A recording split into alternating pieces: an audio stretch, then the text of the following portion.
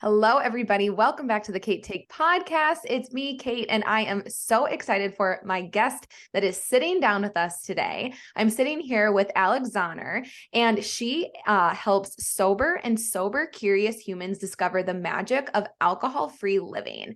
She's the host of the Creating Ripples podcast, the co-founder of the Embolden Mama community, which is a community created to connect mamas through real-life stories, connection, fitness classes, and wellness seminars. She's also the mom to two beautiful children, and today she's going to speak with us on sober living, sober curiosity, and how it can help you in your life. So, Alex, welcome to the podcast.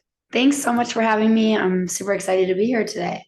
Yeah, I am really excited that you're here too. And I just think this is going to be a really interesting conversation. I'm not sober, but I am married to somebody who's been in recovery he just hit 9 years.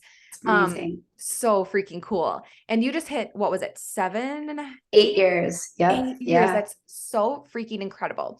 And what really drew me to your page and your Instagram and all the things is like the idea of even sober curiosity. And I just think that there's so much, I don't know, it's curiosity, right? Like there's so much that goes into it. And I just think you have a really incredible way of sharing your journey with your audience. And I just think that it's something that I know even sometimes myself and my girlfriends, it'll come up like, what if we were always sober? Like, what if we didn't drink at all? Like, and I'm really curious and really excited to dig into this with you because as someone who's married to somebody in recovery, it's just a journey. Like when one of you is sober and one of you is not, and that's a whole different ballgame of how do you have that conversation. But I just think you're freaking inspiring as hell. And I just want to know all the things. So I'll shut up. And can you just start kind of telling us, Alex, like what led you to this work with sober living, recovery, sober curiosity, and how do you like to be kind of referred to? Like you're sober, you're in recovery? Because I know everyone feels different about that too. Yeah. So I myself got sober at 24. And when I got sober, there wasn't like a ton of recovery options available. It was really like AA. There were people in the recovery space and in the sober space that were working on providing more options for people that didn't feel like AA was the right fit for them. Because I think for a lot of people, they might have ventured into AA and felt like that was the perfect home. And a lot of people might have felt like this isn't for me. And then maybe they went back out drinking. And so over the last few years, there's been a lot more people popping up to offer people more modalities to recover, to get sober, to explore sober living. And I think for me personally, like my journey has been kind of all over. So I got sober by doing an outpatient program and AA, and that worked for me for about 5.5 years of my sobriety journey. And then I became a mom and the pandemic hit, and I started to have kind of this shift around like, one, for me, like what do I want to be doing? What example do I want to be setting for my kids? And like, two, like, does AA still feel in alignment with where I'm at in my sobriety journey? Because I think AA does a beautiful job of cultivating community and connection and guiding people into sobriety and showing them what's possible. But where I was at, there was some different things that I was searching for in my sober journey. And that was connecting with other people, specifically for me, women that were also sober, that were in their 20s and 30s, which I didn't have any connections in my AA group. Loved the wisdom and knowledge that I had imparted on me, but I was seeking more of friendship. And so for me, I created a group out of women that I had happened to meet like over the years in sobriety, and brought us all together to virtually start meeting. And I instantly had a love of getting to create this space to have us all connect, but also to cultivate like friendship. And it was just really, really beautiful. And that made me realize like, wait, is this something that I want to do? I've had tons of conversations with people in my sobriety journey that have asked me about like, what's it like? How do I get started? Like all these one-off conversations. And I was like, what if I could create a space myself to help people and to navigate sobriety? And so that was kind of what led me into wanting to do this more in terms of like being a sober coach and just showing people really what is possible, living a life that is alcohol free. Because I think we have this image, at least I had this image of like what an alcoholic was Yep. before I myself got sober. I was Yep. like, I'm not an alcoholic. An alcoholic is like an old man that sits at home and drinks every single day. Like we have this image, and that wasn't me. And it was really hard for me to step into that space and feel like I didn't know if the label was right for me. And over the years, like I did identify as an alcoholic early in my sobriety journey. And now I will use it time to time, but I more often say like I'm sober, I'm alcohol free. It's more, I view it as like moving away from like this box thinking and labels, and just like, because I think that can deter people, and just saying like you get to decide what your label is. Like, is it sobriety? Is it recovery? Is it, are you an alcoholic? Are you alcohol free? Like whatever works for you. And I think as an entire sober space and community, that's the way we're kind of shifting to, is like, it's not just like alcoholic or non-alcoholic. It's like there is a lot of like spectrum there, and there's a ton of spectrum in terms of the right modalities for people to venture into sober living or alcohol free living, whatever it is that you want to call it. Dude, I love your story. I just find it so, and again, I resonate with you as the spouse to someone who's in recovery. And I find it just, it's what I really am hearing from this. And what I'd love to dig into a bit more is it's like, you didn't see what you wanted to exist, so you created it. And for you, that was in this, sober space, recovery space, however it is you want to define it. And I think that's just so key for women and anyone listening to this. It's like, if it doesn't exist, it doesn't mean that it shouldn't. Like you could be that person that goes out there and creates that and benefits or helps somebody else along the way just by sharing your own story. And there's so much power in that. So can you I'm curious about, where did you start then to say, I know you said you kind of like got a group together, but when did it really start clicking then? Like, oh wait, I'm on to something here. Like I'm going to create the space that I wish existed. Like, what did that look like? Yeah. So when my group started, it'll be 2 years in February. So it was, like I said, a bunch of women that I knew that were already sober.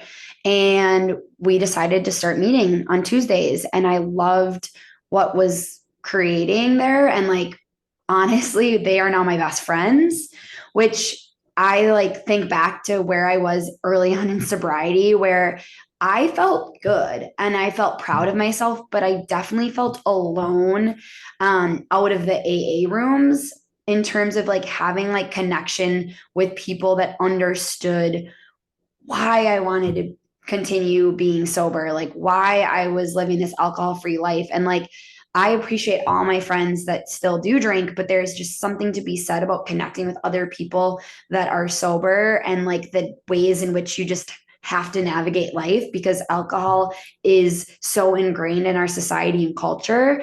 And so for me, I honestly saw for the first time that, hey, there is other options. Because Holly Whitaker, who wrote the book Quit Like a Woman, Mm-hmm. she had her page was called Hip Sobriety, and I started to see like her pop up. And then there was another woman called like the Sober Glow, and like they started posting on social media, and like Holly was talking about like creating a space outside of AA because it didn't work for her, but there like wasn't other options. And so she founded this group, The Tempest, online. And I love The Tempest. And I started being a member there virtually for the workshops. And they do have like virtual meetings, but I still was like seeking more depth and more like smaller knit community and connection. And so when I started to feel that in my group on Tuesdays, I realized like maybe I could like do all the things that I've learned. Like I feel like over 8 years, I've learned a lot, Yes, and definitely. I want to apply that to other people. And so I started to see like Googling like sober coaching, and like there's all these other people that were sober coaching, but in their own way. And I'm a big believer that like, even though there might be other people doing something similar, like there are a lot of people that podcast, nobody's going to do it the exact same way as you. And because I was already having a ton of conversations with people, I was like, I think that I could help more people beyond like grabbing coffee and talking with them. Like, I think I could create this space. And so that was kind of like the catalyst of like, I love what's happening on Tempest, but I like want it to be like more close knit, a deeper dive, like real connection. And so I launched my first group in August called Wildly Sober, and there's 6 people doing it, and they all ended up being from Minnesota. And we got to meet last week in person for the first time, and it was just so cool. Like they hugged each other when we got there, and it was they like felt like they knew each other, and they only met the beginning of September, and then hugged when they left. And we're planning like our last group meeting, and they're like, can we do in person again? And it's like, that's what I wanted to create, was helping people to realize like you choosing to remove alcohol from your life. We're told that when we remove alcohol, we're going to lose out on so much. And I wanted to show people like that's simply not true. Like when you can shift your mindset and actually see like you're going to gain so much. Removing alcohol is going to show you this entirely new way of living. I talked about this on my Instagram a few months ago of just like thinking of it as like if you woke up one day and like everything looked blurry, and then somebody gave you like a new pair of glasses and you could finally see clearly. It's like, it's just being able to like view life in a whole new way. And I think alcohol does that. And going totally alcohol free isn't for everybody, but like you were asking about with the sober curiosity is just you taking the time to question how alcohol is showing up in your life. And it might even be just like totally going alcohol free for like a period of time and exploring what that like full sober living could look like. And you might find like, hey, this actually feels really great. I only want to drink on certain occasions. Or you might find like this really drives with me and my lifestyle and I don't want to drink anymore. Or you might just reduce the amount of alcoholic drinks you have. Now, that's not for everybody. There are definitely people where like medical help is the right pathway. But I think what is so cool is you don't have to necessarily be like I was, where I probably would have kept drinking the same way if I just did like a month on, a month off. I tried moderating and that just didn't work for me. And I had to go do outpatient and like really get like that more like firm guidance, I would say. But it's recognizing like if you are even in the slightest bit listening to this and you're a little bit curious of like, gosh, I'm a little bit intrigued, like what could my life look like? But you're feeling paralyzed because it seems so impossible, like explore that like feeling, explore that like gut reaction that's telling you something for a reason. And it doesn't mean you have to remove alcohol completely, but like get curious about it. Like get a little bit intrigued, start to do some research, find some groups, get plugged in, and like really look at what is possible, because we're constantly inundated with drink this, drink that, but you might not even be seeing like the other people out there that are showing you like, this is my sober life, this is my alcohol free life. Like start to explore it a little bit and see really the true possibilities that are available to you. Oh, yes. It's so key what you said in there too, of like, you have to find what works for you. And I don't want to, speak for my husband, but, for him for years, it was on his own, well, he went to lots of treatment, but, and eventually for him, he's found an AA group connected through our church. And it is like ride or die. It has made such a difference in his journey. And he attests where he is now. And for him, he's like, I identify more in recovery now because of this community in this space, rather than just like sober. To him was like, every day I'm trying to stay sober. Where for him, he's like, when I'm, you're never fully, for him, he's like, I'm not fully ever recovered.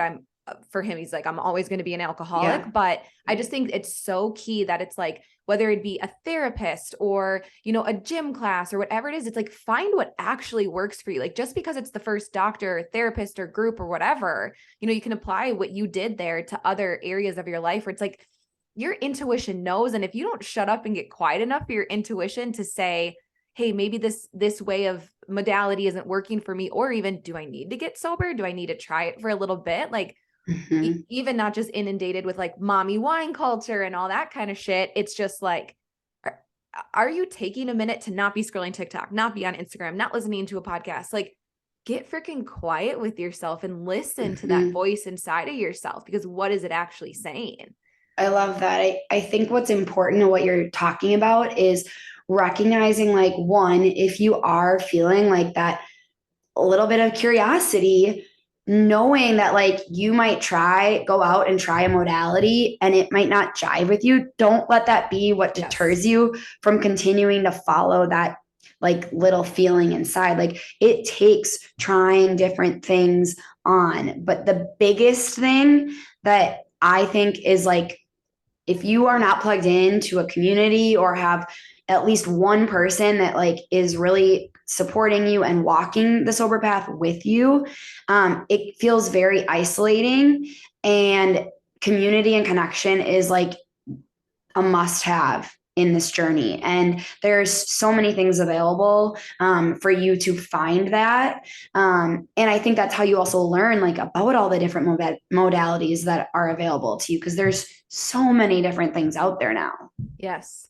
Yeah. And it's just, you know, you have to be brave enough to keep searching. That's the thing, because it's scary to keep putting yourself out there. And, you know, again, to go back to my husband's AA group, same thing when he found this group. Now he's like the leader of like finding like the 35-year-olds who are like, you know, parents or like professionals. Cause same thing. He was like, it's just, you know, you think of like an old dude with like a cigarette hanging from his mouth. And it's like, that's not what an alcoholic necessarily is, or someone exploring that. But I think it's so cool that you created it, you've forged forward, and it just proves that like, wherever you're struggling, somebody else out there is probably struggling with it too. And if you're brave enough to listen to that intuition and step into it, like look at the lives that you can impact. Like, and imagine like those 6 women that you just had. Well, shit, there's no limit to how many people they can go help. That ripple effect is just so key.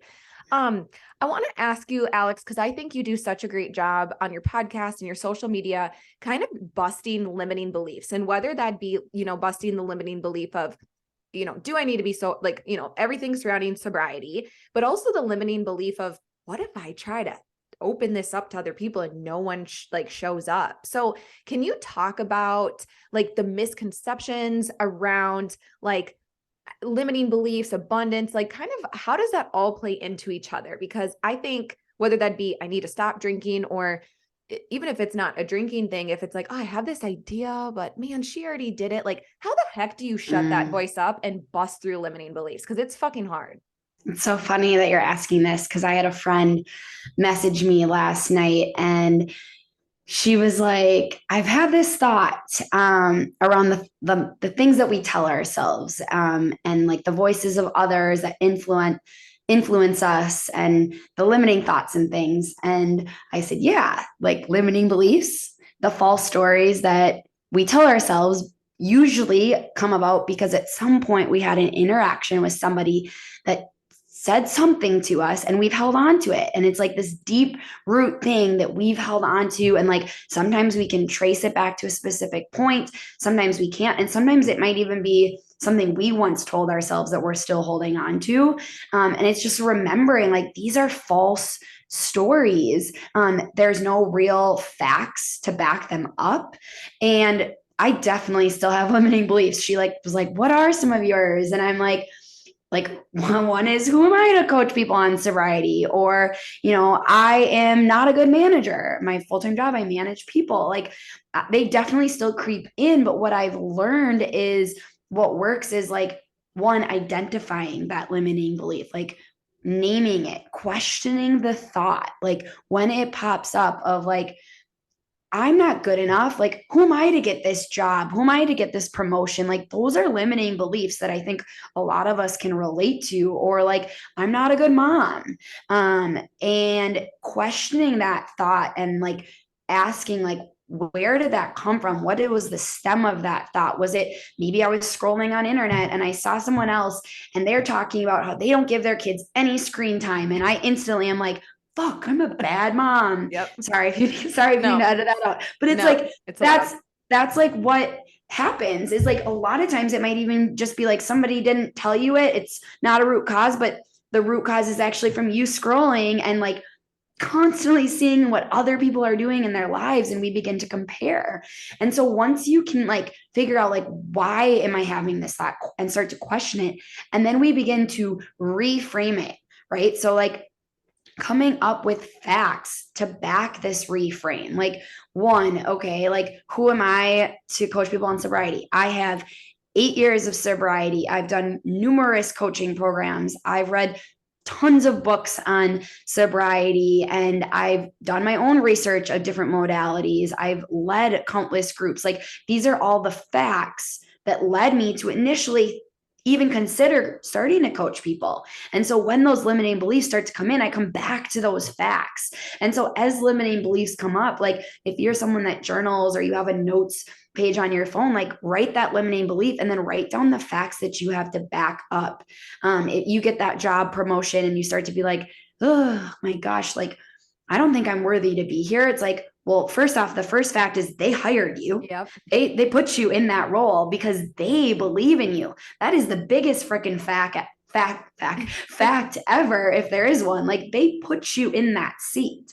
And then start to think about like what things happened that led you to that opportunity to believe in yourself again. And, really questioning that belief. And then I think coming up with an affirmation of like, I am knowledgeable on sobriety. I am supportive in sobriety. I am a great coach. Like, positive affirmations are huge, and putting them into practice. Like, the other thing is, when we talked about these in my group on Tuesday that I meet with, one of the girls shared that when she has a limiting belief, she asks herself these 3 things. 1, is it true? 2, is it helpful? And 3, is it kind? Like, when we can pause and ask ourselves those 3 questions, usually we're able to realize like, 1, it's not true. 2, it's not helpful. 3, it's not very kind.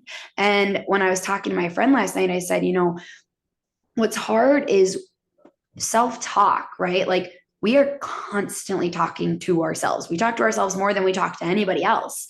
And so the more we can do this work of reframing and recognizing when a negative thought comes in play or a limiting belief comes in play, and pausing and stepping back and allowing ourselves to question the thought and reframe it, it's going to help us start to build up that confidence and become and come to believe in ourselves more. But that doesn't mean it's going to be perfect. I think if anybody tells you like, I don't have limiting beliefs, I'd be like, well, tell me how, because I feel like if you are someone that strives to grow and strives to explore what is possible in life, limiting beliefs creep up in those moments that we're beginning to expand and we're beginning to discover what we really can achieve in this life.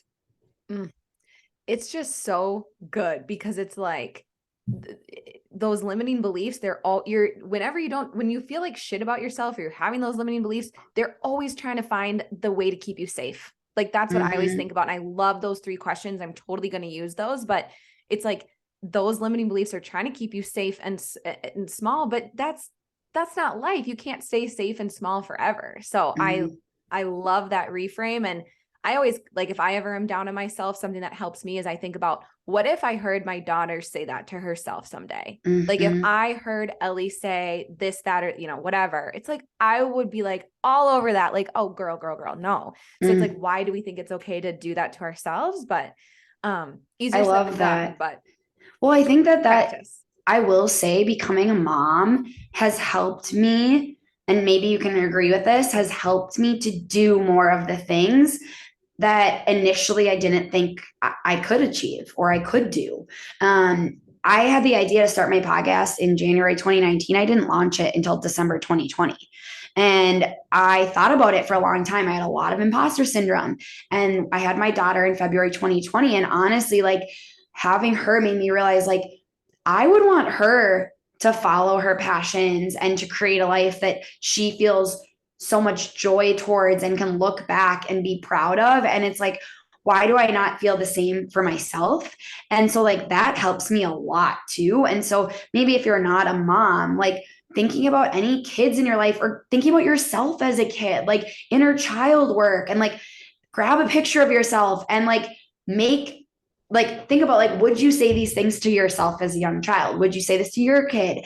I love that reframe like you're talking about. And even as you're starting to question decisions in life, like, do I make this move cross country? Like, think about yourself as a kid. Like, were you a little adventurer and did that light you on fire? Like, follow that passion, because there's always going to be either a voice in your head or voices around you trying to keep you safe. And at the end of the day, like, you have to be the one to make that decision and follow like your inner gut feeling and knowing, and like coming back to like, what do you feel called to create in this life? Because it's your life. You're going to have a lot of outside voices. You're going to have like, the ego almost like, Yep. so thinking about it as like your ego is on one shoulder and your intuition and gut is on the other. And I like to say like your intuition and gut is kind of like your little angel.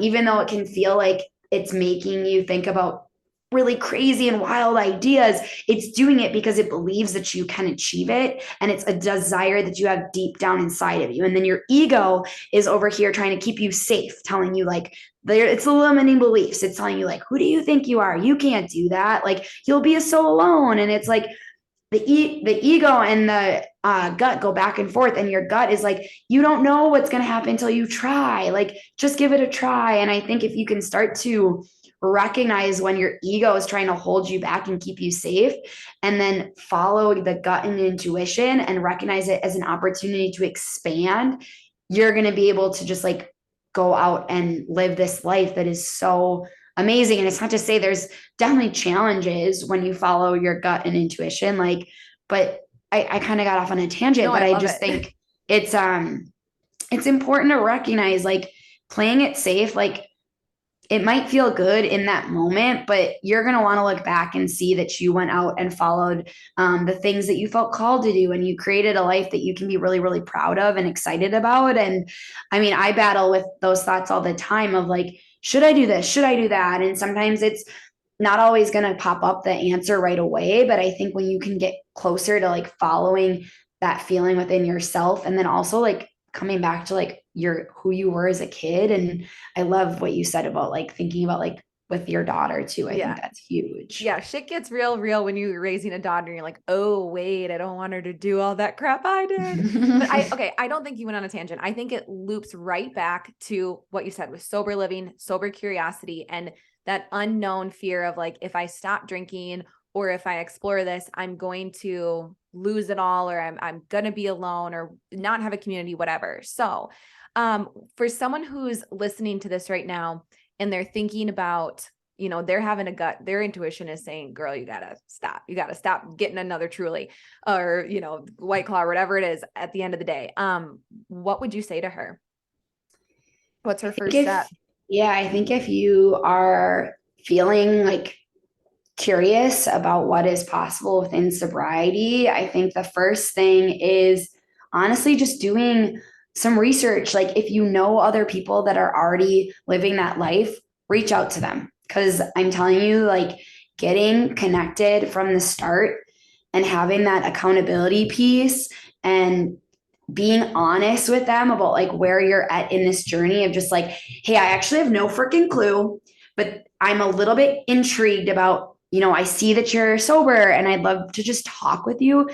I have never met a sober person that would not be willing to have a conversation with you and talk about the life that they are living. The second thing I would say is like, go online and literally just Google like sober. Yeah, seriously. I mean, come work with me. I would love to work with you. I would love to work with you, but like, I'm always open. Like, I have a woman that reached out to me about connecting with her daughter. Her daughter's looking for sober connections. And I was like, great, let's do it. Let's jump on a call. And I just think getting connected to somebody first. So if you don't know somebody firsthand, like literally Google or like Instagram #sober, and you're going to find sober people. Also go to sober TikTok. Sober smart. TikTok is lit. Like, it is the best thing. And if you are looking for someone that's sober, that is your age, you will find them on sober TikTok because there are all different people showing up on there. They're sharing their stories. They're talking about why they got sober. They're talking about how to manage cravings. There's just so much available right now. Like, I wish I had all of the things at my fingertips when I first got sober. So like, I would say, one, shoot me a DM. Like right now, just send me a DM, like first step. But like, if you don't feel comfortable talking to me, I like to think I'm very personable, and but if you don't feel comfortable with me, reach out to someone else that you know, and check out the Tempest. Me and my girlfriends host a group on Wednesday nights. It's an all women's group called Free Spirits. It's Wednesday 7 p.m. Central. Like, hop on. You don't even have to have your camera on. You can just listen. It's another way to just get plugged in, and we have people from all over the country that are joining, and it's so cool. We just started it in September.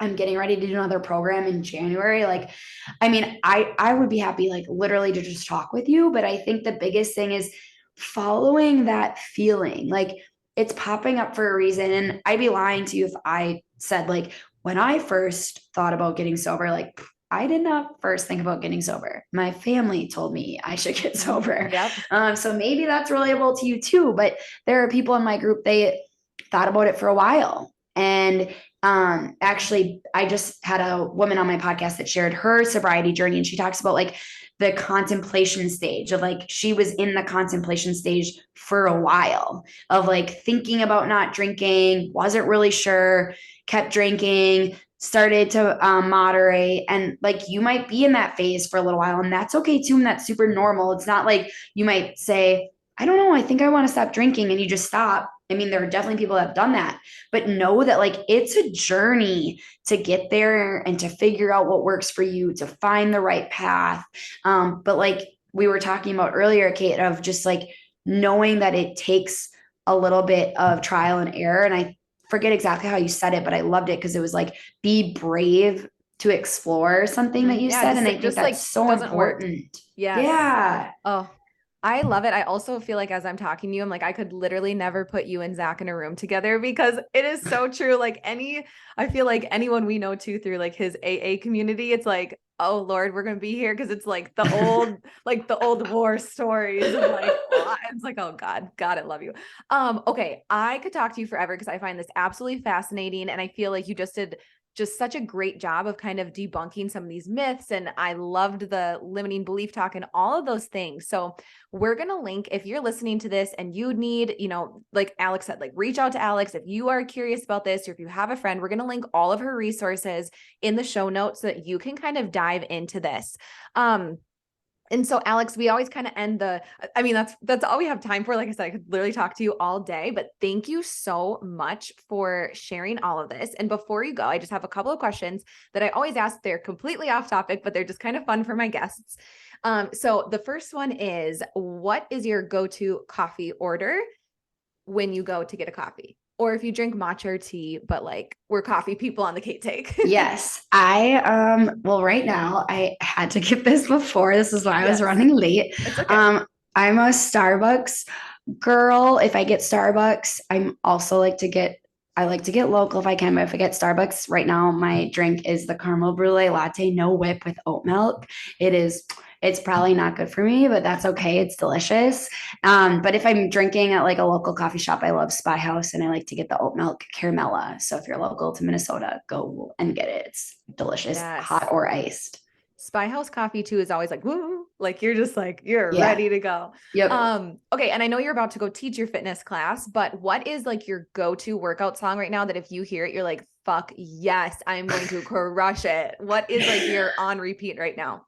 Okay, so I have SoundCloud, so this might be cheating. So if you're on SoundCloud, it is the I Don't Fuck With You remix with Intoxicated. And it is so good. It slaps. But if we're on Spotify, it is Bad by David Guetta. It's like an older song, but it just like, it starts off with like a good beat, and then it just goes, and you're like ready to like crush the end of the workout. I love that. I'm like, every time I hear these two, I'm like, I'm going to add these. And then last thing, Alex, like what is just one thing that you really hope, and it's sort of a loaded last question, but like when you are like 90 and you're wrinkly and you're, an old ass lady, and you look back at your life, like what's one thing you hope people like, damn, like Alex, she left this impression on me, or like kind of a little bit of like the legacy you want to leave. When you look back someday, you're going to be so proud that you did it. I think the legacy that I want to leave is honestly just showing people that they have the capability to create a life that feels really true and authentic to them. I feel like when I was growing up, I felt that there was a specific path that I had to go down, the right career, the right like job, like the right family, the right home, like all these specifics. And it felt like I had to be in this box. And as I've gotten older, I've realized like none of that is true. And I just want to show people like they get to take their power and create a life that feels right to them. So if it's nomading, if it's living alcohol free, if it is moving to a whole nother country, like whatever it is, like you can do that. And like you will be happy living a life that is true to you. And so like when I'm old, I hope that I showed people like it is possible. They are wildly capable of creating their version of life that fills them up. I freaking love it. And I can say that you're definitely on your way to doing that, Alex. So thank you so much for chatting with us today. And I appreciate you so much. Guys, go follow Alex on all of her social media. Alex, what's your Instagram handle? Let's leave there. Otherwise, everything will be in the show notes. It is just my name, Alexandra Zauner, Zauner. Awesome, guys. Go DM her. Go get all the deets. And Yes.